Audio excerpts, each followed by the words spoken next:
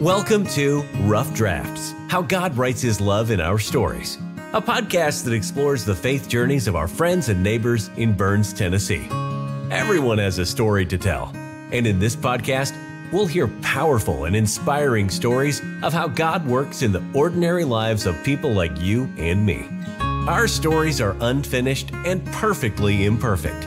They are just rough drafts, a glimpse of what is to come because God is still at work, writing plot twists, introducing new characters, and bringing good even from the most challenging circumstances. Join us as we see what God is up to in our stories. Here's your host, Matthew Hyatt. Our guest today has a lot of miles on him. He has been in Russia. He has been in the States. He has been in California, Texas, Wisconsin, Kansas, Tennessee, Florida, but he is home now in Tennessee. He is a husband. He is a father. He is a security guru, and all those three-letter agencies probably have him on a watch list already, and now you might be on it just for talking to him. Who knows? But today's guest is Phil Cochran. Welcome, Phil. Thank you. We're here. Yes. We're doing this. We are. We got this. What's your God story? Oh, wow. I just jumped right in, I thought. Yeah, you you don't just have to jumped right in. today. Well, if I was going to start anywhere, I would start back in 2004, and I was in high school, and I was going to a veterinary class, believe it or not. Just one of those classes where you can look at different jobs out in the community. So like paramedic, fireman, veterinarian, whatever, dental, that kind of thing, and see if you like it and see if that's a career path for you. So I go to this class, and apparently women want to be veterinarians more than men do, because I was about one of three guys in a class of 30 people. And so naturally, I go sit next to one of the other guys there. There's your first mistake in this story. You're right, yeah. Yeah, I went to Freed Hardeman because their ratio was like 70-30. You know, I thought I've got odds here. Sure. And so the one guy in particular I sat next to, his name was Luke. And the other guy was he was sketchy, so we won't get into that. But Luke was a good friend of mine eventually, and we got to know each other, had a good time in that class. And Luke was a Christian, and he took it upon himself to start asking me some of the tougher questions in life, and just what I thought, and was I going to a church anywhere, have I read the Bible, that kind of thing. And he eventually got me to start reading scripture on my own accord. And that led to me eventually going to Bible studies that were just down the street from my house, and game nights, and just starting to sort of widen my group of friends into, I guess, the Christian world. And my worldly friends were not good friends. Looking back on it, I was constantly bullied and belittled, and all sorts of, unfun things. I don't know how to put it. So when I started going around this group of Christians and hanging out with them, it struck me that these people actually cared about me, that they wanted to be with me. And it wasn't like they were just trying to cram religion down my throat. They genuinely just wanted to spend time with me and get to know me and find out who I was as a person, and, not do all those other awful things. And so eventually, through their love and compassion towards me, I began going to worship and decide, yes, I do want to follow Christ, and eventually get there. And really, that's kind of the beginning of my God story, when I became a Christian. and as it is for everyone, really. Yeah. And shortly after I decided to devote my life to Christ, I am getting ready to graduate high school. I hear about a missions program called Adventures in Missions. And I think a couple years ago at camp, I spoke to teenagers about it here. Yeah. And so Adventures in Missions, they have a little camp you can check out to see if you're interested in it. So I went to that, decided, I think this is the first step I want to take outside of high school. And man, it really changed the course of my life at that point. I moved to Lubbock, Texas, and in Bible classes for months, studying the Bible like 40 hours a week. Yeah. And so, I mean, you can imagine as a fresh Christian, this is like you're just getting injected with all this Bible knowledge, and it's so much to process. But that all leads up to me getting selected to go to Russia on a missions team. And so in 2006, in the summer of 2006, I moved to Tomsk, Russia, which is over Novosibirsk is another city, a big city. Of course, yes, there. Right, yeah. Everyone knows Novosibirsk. It's a little above north of Kazakhstan. I've heard of Kazakhstan. Yeah, so if you have a map, open your map up. It's there. You can see it. We'll have to add like a picture to the show notes or something. Sure, yeah. So I moved to Tomsk and began getting involved over there with children's camps, the homeless ministries, all sorts of things, teaching classes at the congregation, which is a hard thing to do when there's a language barrier. Yeah. Yeah. So, it was a life-changing experience over there. When we first arrived, it wasn't like what I expected. I figured, okay, I'm moving to Siberia, right? It's cold. Yeah. Well, I moved there in June. It's not, in fact, cold in June. It's very hot. It's like triple digits over there. And what's worse is that there's not a whole lot of air conditioning or good ventilation over there. And it's far enough north in the world that daylight is a thing. So it's all the time. Yeah. So in June, I mean, it was almost as light as it's going to get all year. So my first night there, we worked with some missionaries over there. I crashed in this guy's apartment and on a futon, and I'm laying there, and it's like 10:30 at night, and I mean, it looks like right now, in the morning, the sun is out, it's shining, and I'm just thinking to myself, what did I get into? What have I done? What is this place? This is not what I thought. I thought I was coming into like a blizzard territory and a frozen tundra or something. And it was, So eventually it did get to that. Eventually it did snow a lot. And I got to see the other end of daylight where there wasn't a whole lot of it for many months. Yeah.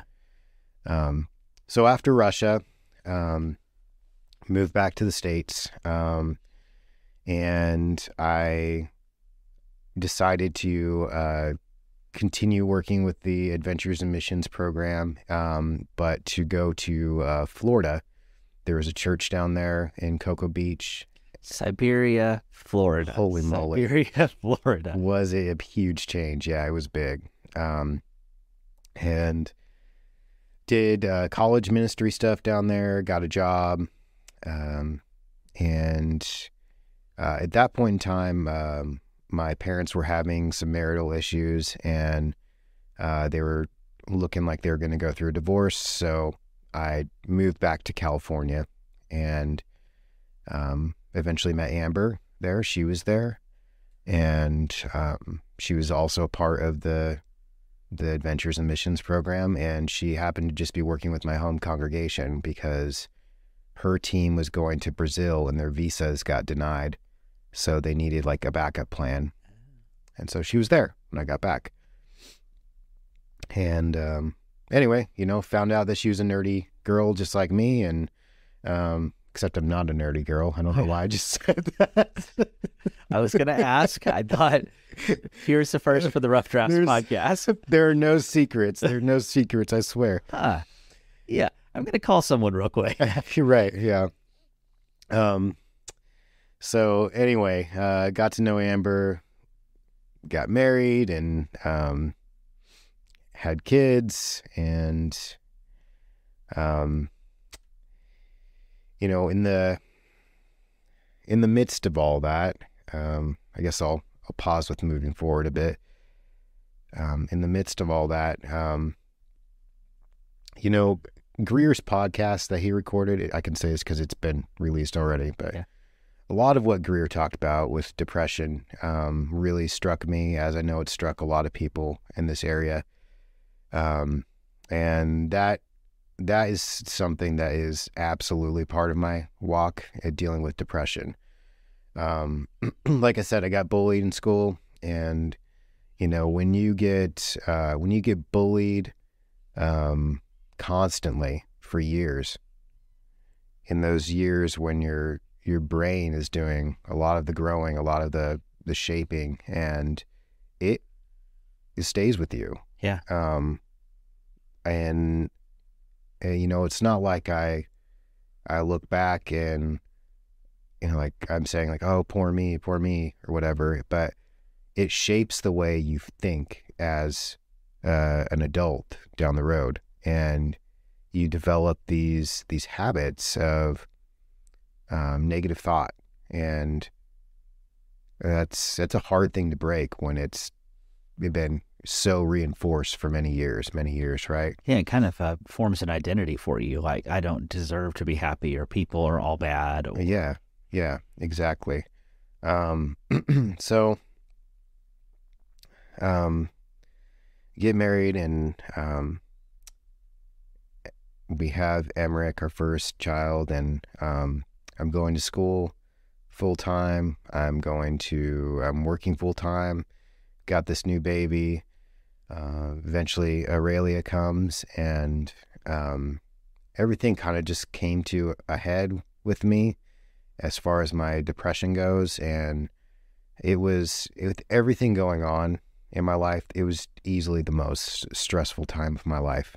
And so eventually I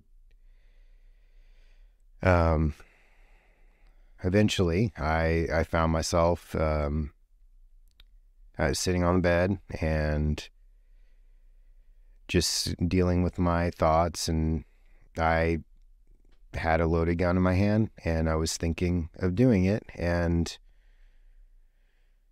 I'm happy I didn't do it, obviously. You're happy about that too? Yeah. But just to kind of, set the tone of where my mind was at that time. And I have a friend, Steve, whom has come here a few times now and worshiped with us. He was out there in California at the time, and I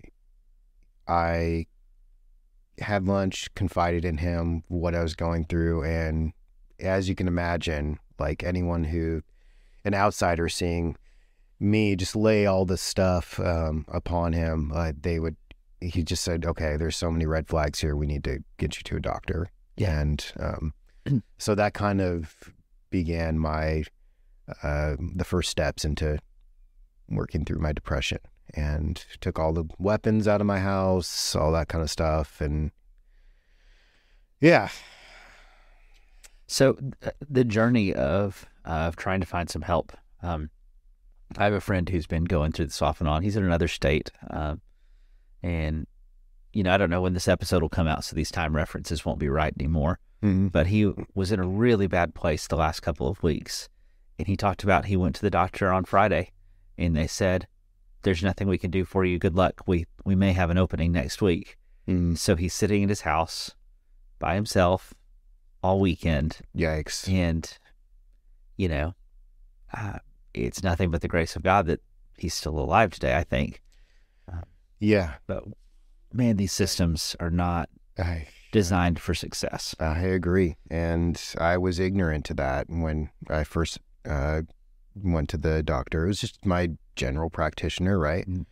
And there is a place for general practitioners, and I understand that they have to have some kind of response when someone with this mindset comes to them asking for help. Yeah. But you know, the resources we're given are pretty run of the mill. So can I tell you something crazy? And I can't name names on this one, but I was talking to somebody, and basically, if you call mobile crisis to triage you, they're going to ask, are you thinking of hurting yourself or somebody else? Right. And if you say yes, that's not the end of the conversation. Their follow-up question is, do you have a viable plan to do this? Yes, and I was asked both those questions. And if you don't have a viable plan, you're no longer in the triage category where they'll move heaven and earth for. Correct. So this friend of mine literally said, if you're in this situation, tell them that you're going to drive your car off your bridge because that's a viable plan and they'll help you. I thought, This is so jacked up that the advice was, like, you have to lie to the doctor to get taken care of. Yeah. Well, and to kind of play out those questions for myself, yes, I was thinking of hurting myself. That was obviously the answer to that question. Yeah. And did I have a plan? I mean, I was upfront about that. Like, I was sitting on my bed with a gun in my hand loaded, and I was thinking about doing it. Is that plan enough for you? Yeah. And heaven and earth did not get moved for me because we took the guns out of the house. Now you no longer had a viable plan. Now I no longer have a viable plan. How jacked up is this? Right. So I was given a prescription and a couple prescriptions. One was a calm down prescription. The other one was an antidepressant, and started, getting in the world of medications. And it's a really long, slow process doing this, taking antidepressants, figuring out if they work, and navigating side effects, finding the dosage. Yeah, really. The side effects can be awful. And then, if you have to change prescriptions, you have withdrawals sometimes if you're not careful, and those are just awful. There's an entire class of those meds called SSRIs. Correct. And if you've taken them, selective serotonin reuptake inhibitors, something like that. Yep. And if you take them long enough and you quit cold turkey, it brings everything back, but 10 times worse.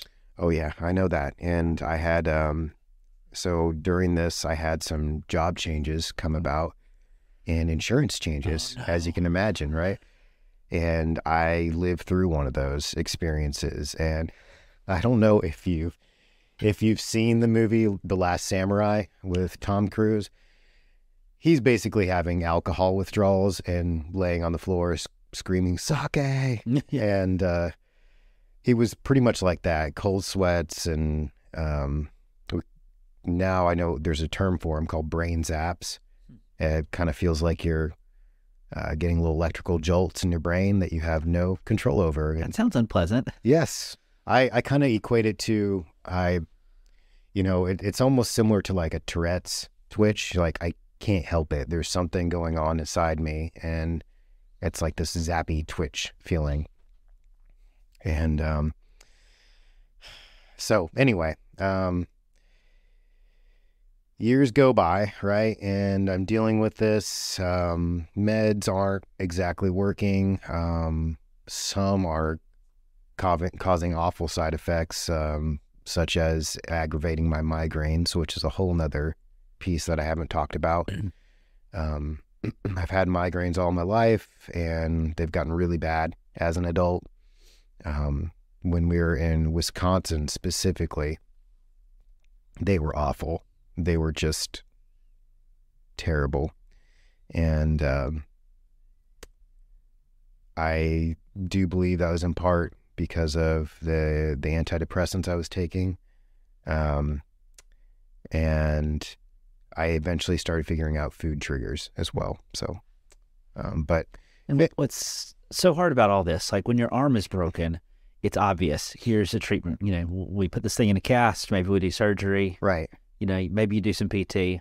But when it's anything that is less obvious, you know, for whatever reason, when it comes to mental health, there's a stigma that I don't want to get help with treatment. Like I should just buck up and be fine. yeah, That's dumb. yeah, But then, you know, our emotional health is tied to so many things. It's tied to our relational health. It's tied to our occupational health. It's tied to our diet, our exercise. yeah. And I mean, it has a true physical, biological component, just like a broken arm, too. So Agreed. trying to manage all these things, these are all things we don't have a lab test for. Like, Right, we can't take you to a doctor and run a scan and it says, oh, yeah, you're 3.29% sad. Like, right, you know? yeah. I know. I completely agree with that. And I think that concussions, even I've had a few concussions in my life, to say the least, and it's called the invisible injury, right? You can't, you know what's happened, but you can't really see the damage of it. I mean, unless it's really bad, right? Yeah, but the data coming out, what's it called, CTE, that pro football players, Right. The damage it does long term. Yeah. You know, they're doing autopsies of these guys 30 years later and finding just massive trauma. Oh, for sure. Yeah. And who knows what the impact was of that? It was a football helmet, but No, that's a bad reference. that was terrible. Can't resist. But I mean, it's hard to say, right? You've been injured in your brain, or you're sick in your brain. I mean, is it fair to say you're sick in your brain? You can be sick just about anywhere else, injured anywhere else on your body. Why can't something in your brain be sick or have an ailment or something? We just can't exactly show that on tests a lot of the time. But And you and I haven't had this conversation before, so we may not even be on the same page here. And if not, that's okay. But one of the things we've struggled with at church is so much of church is like, here's the fruit of the Spirit, love, joy, peace, faith. You should be happy if you're a Christian. And so without realizing it, sometimes our spirituality has hurt us here instead of helped us, because now I feel guilt. You know, when you have a broken arm, again, you go to the doctor, you get help. But if I have the blues, sometimes I feel like, well, I just need to be a better Christian. right. Like, oh, that's not helpful here. No, We made that mistake. And that irks me a little bit. I think there is room for that thought process. You know, maybe if you're having seasonal depression or something, I don't know. Well, there's a difference between being bummed out and being major depressive disorder. Sure. Those yeah. are not the same thing. Sure. Postpartum depression that a woman experiences, I mean, it's a well-documented phenomenon. Yeah, And it's not absolutely. just cheer up, you know? Right. You don't tell a cancer patient cheer up. Right. And I had this discussion with my psychiatrist, and I basically said, look, I know I'm a blessed individual. I can see I've got a wife, I've got kids, they love me, I've got this house, I've got a great job. God is truly got me in his hand, taking care of me. So why don't I feel that? I'm smart enough to see it. Why is it an impossibility for me to feel that? Shouldn't that tell you something's wrong? Yeah. There. Why? And he had some theories, and we went with them, and things have gotten better in a lot of ways. But yeah, it's that invisible sickness, and it was hard on my faith. I dealing with depression, dealing with migraines on top of that too. So not only are you sad, but you're also in pain. You try to be happy, try to be joyful in those times. And especially when, you know, we've moved from California to Wisconsin, and we're still trying to make friends out there. And it's not going so well, making good friends. And you have all that stuff. And it just felt like, you're crawling through the trenches by your fingertips towards God. And you have faith the size of a mustard seed, right? And that's all you got. And you're not seeing the mountains move. You're not seeing the mountains move. You're just having that faith that I still want you, God, despite all this, in the pain, in the hardship, I'm going to crawl myself forward and be faithful that you will grab me at some point in time and take me through this. So, it's just tough. And I'm really glad we're reaching a place as a society and as a church where we can have these conversations. This is, and I hate that there are still a lot of corners of the world where, I don't want to be dramatic, but it's almost career ending to, people in the military tend not to have the opportunity. People in law enforcement tend not to have the opportunity to have these conversations because there are corners where there's still more stigma, I think. Oh, for sure. Yeah. I can't even imagine that. Yeah. Airline pilots, if they ever take any of these meds, like they basically get delisted immediately and they have to prove that. And again, I get some caution. Like, I want to think that my airline pilot is not doped up. That's an important idea. But I also don't want to have a quasi-suicidal airline pilot who's unmanaged. So let's think this through. Fair point. Yeah. So Greer's episode, and this is kind of weird that we're using your podcast episode to talk about other people. Yeah. But one of the things that has been really neat is the number of conversations we've had with people who are seeking counseling, who are seeking help, and have shared it with other people. Yeah. And that has been a real blessing, just to see the path towards getting help is not as clear as we would like it to be. And you and I aren't going to fix the U.S. medical system or the mental health system. I was talking to another friend, and she works for one of the treatment centers in town. And she says, we are a substance abuse clinic that provides mental health services. She said, the problem is the reality for 99% of our patients is that they are mental health patients who have a substance use problem. Oof. He said, we are backwards. And they're one of the leaders. They're doing it right. And she says, we're still upside down. Wow. I wouldn't know how to address that with substance abuse.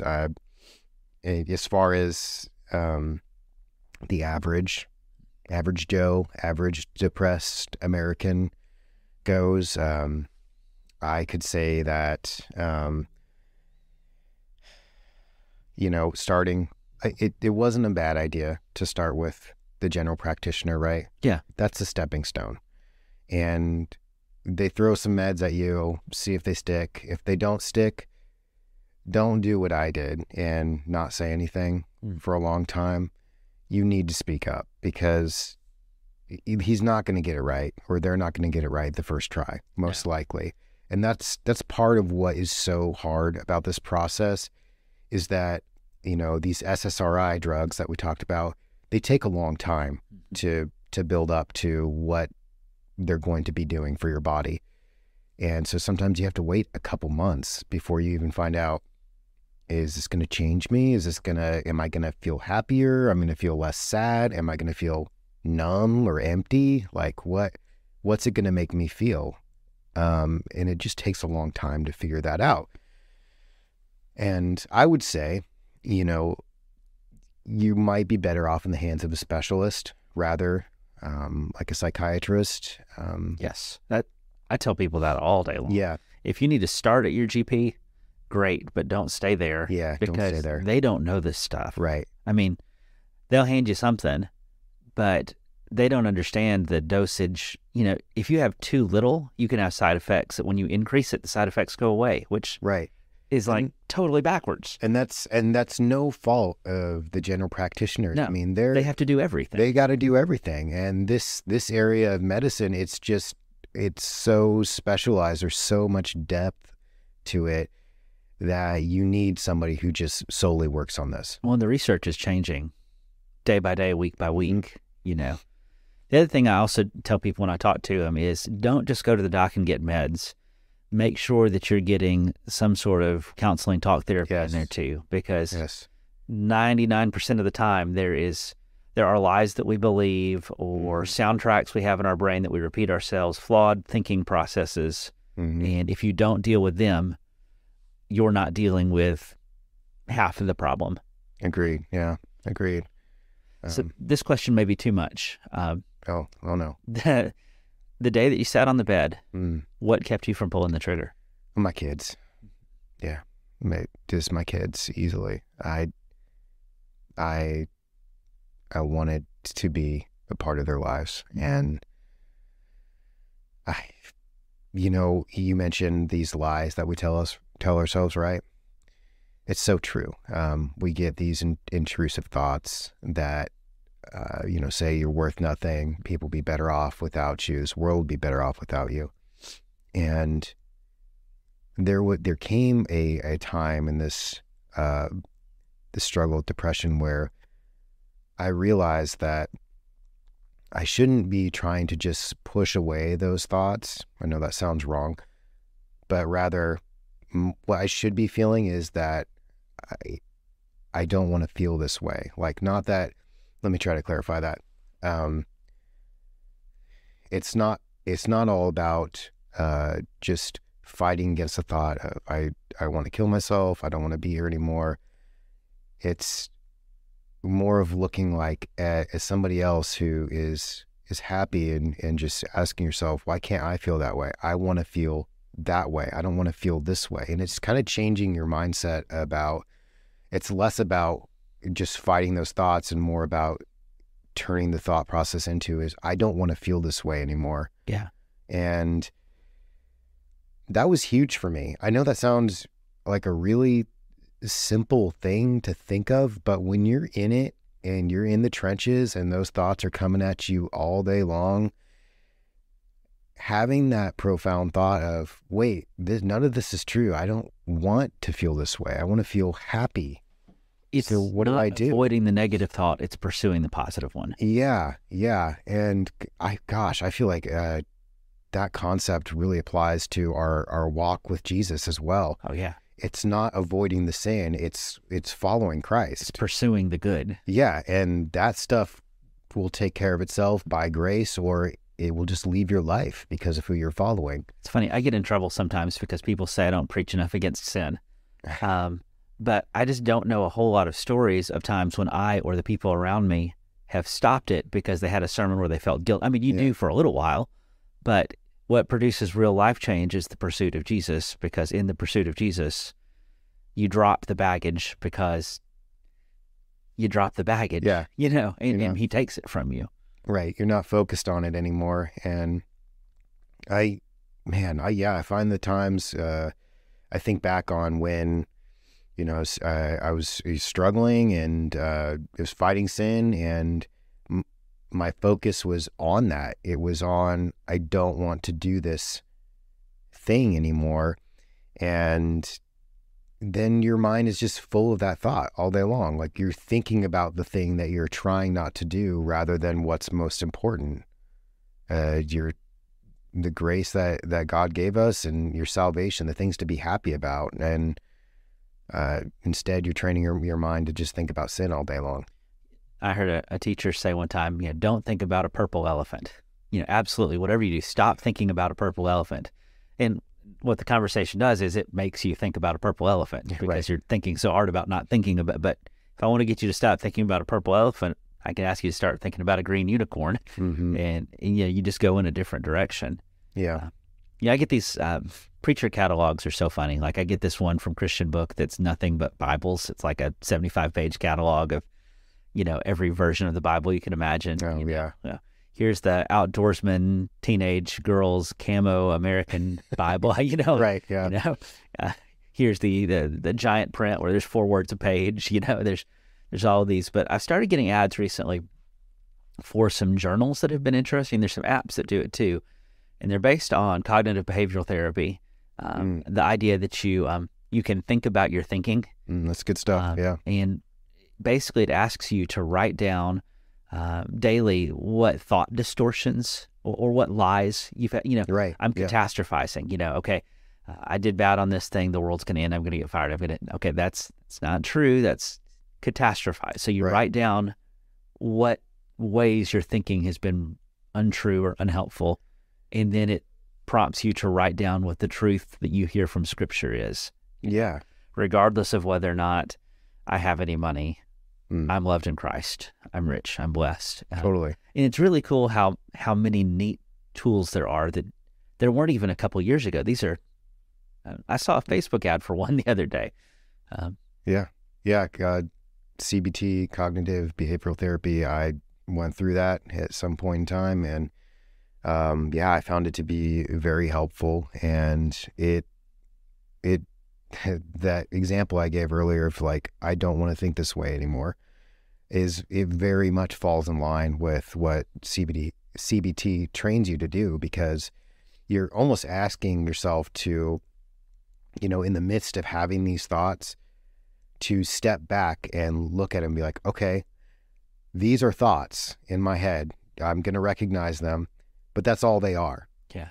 It doesn't necessarily make them true. And like what you're saying, how is this going to make my day more productive or whatnot, Just because I think it doesn't mean it's true. Just because I feel it doesn't mean it's true. Right. I feel what I feel, but not every feeling is the truth.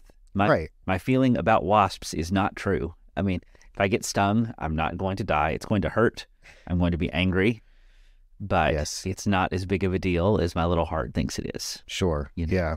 And, just being able to look around at the facts around you. Okay, I feel this way, but I've got a wife who's crazy about me, and that says something. I've got kids who are crazy about me. That says something.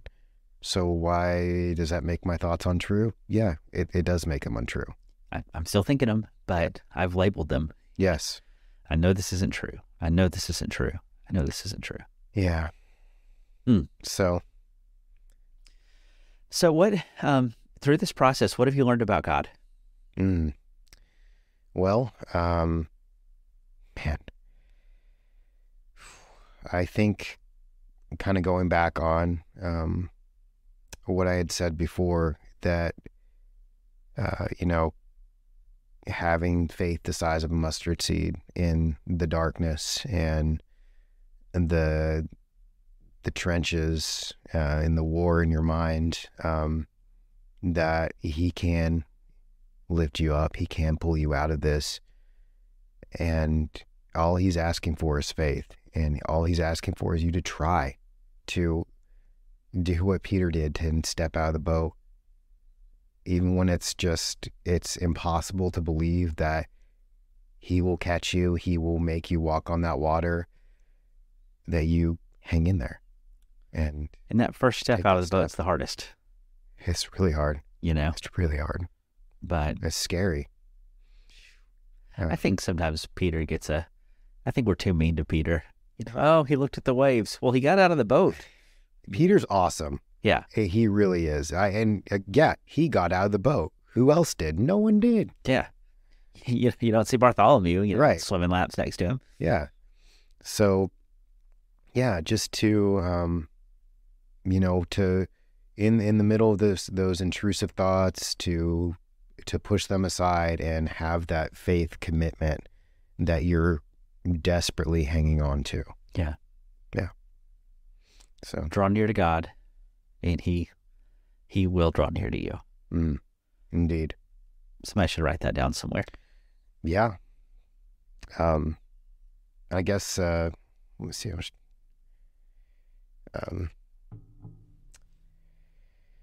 Kind of another thing, I know we're kind of deep into this already.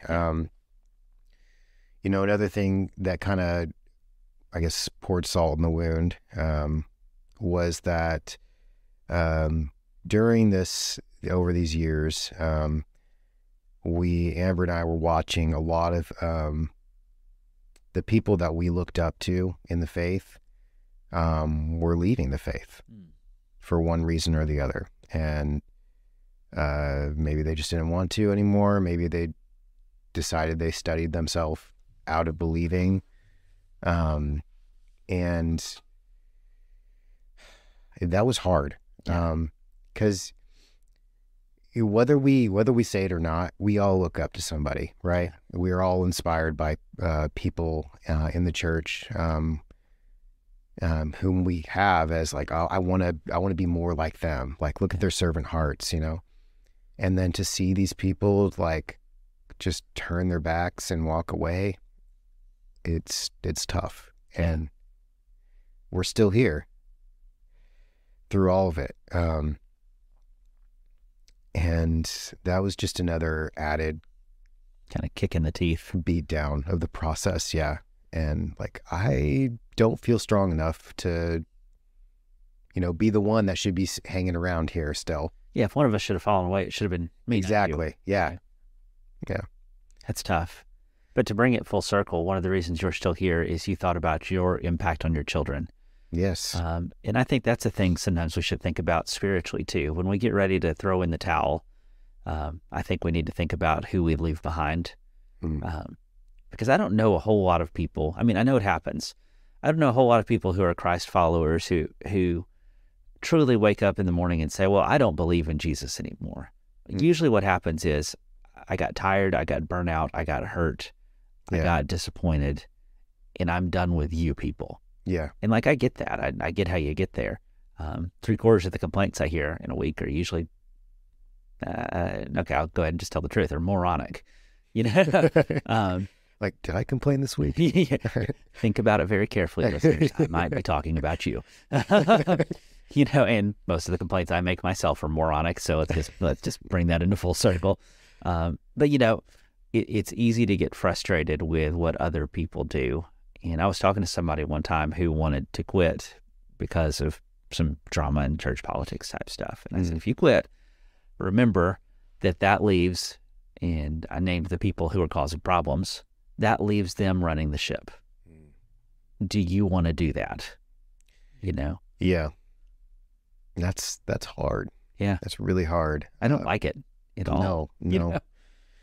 But I mean, and I've put some good thought into this, and read Paul's letters. Like, the churches, they were a mess. They were a complete mess. I think we, for good reason, we highlight, what Paul is pushing us and pushing the churches to be like. But really, you read those letters and you're like, holy moly, what? 1 Corinthians, you would take off running from that church. Yeah. Like, it probably, probably feel more like this weird club than an God-fearing church, you know? Yeah. So, that, I guess, makes me feel better about, what we're a part of and whatnot. We're in good company. We're in good company, yeah. We're not the first generation that is jacked up church. Right, yeah. We've had a long time to learn to get it right, and we still haven't, so. Yes, we make mistakes. The church back then made mistakes. Mm-hmm. It's a part of the process. That's why we need grace. Absolutely. It's funny, sometimes we'll give grace for anything but our church errors. I can have God's grace for being a jerk, but not God's grace for getting church wrong. That didn't make a lot of sense. Yeah. But we do silly things. Well, Phil, is there anything else you want to talk about? Anything else you want to share today? I could go on for a long time, but no, I think that's good. Thanks for what you've shared with us. And again, I hope what Phil shared today, maybe, if you're listening and you're struggling with some of the same things, that you'll reach out and try to find some answers. And I hope and I pray that you'll have the tenacity to keep trying, because you almost never get them the first time. Wow, that was encouraging. But I'd rather tell you the truth. They don't pay me enough to lie to you. There is help out there. There are people that will listen. Absolutely. Well, friends, thanks for listening. Remember, our episodes drop every Tuesday morning on iTunes, on YouTube, on Burns Church of Christ Facebook page, on Google Podcasts, on Amazon Echo. Hey, wait, if I say Alexa, will it activate people's... Alexa, set alarm for 3 a.m. I hope I got one of you just then. You can find this podcast anywhere you find podcasts, and we'd appreciate it if you'd share it with a friend. And until next time, I can't wait to hear what God's up to in your story. Thanks for listening to Rough Drafts. Be sure to subscribe so you don't miss a single episode. While you are at it, help us spread the word by leaving a rating and review. Until next time, let's keep looking for how God writes His love into our stories.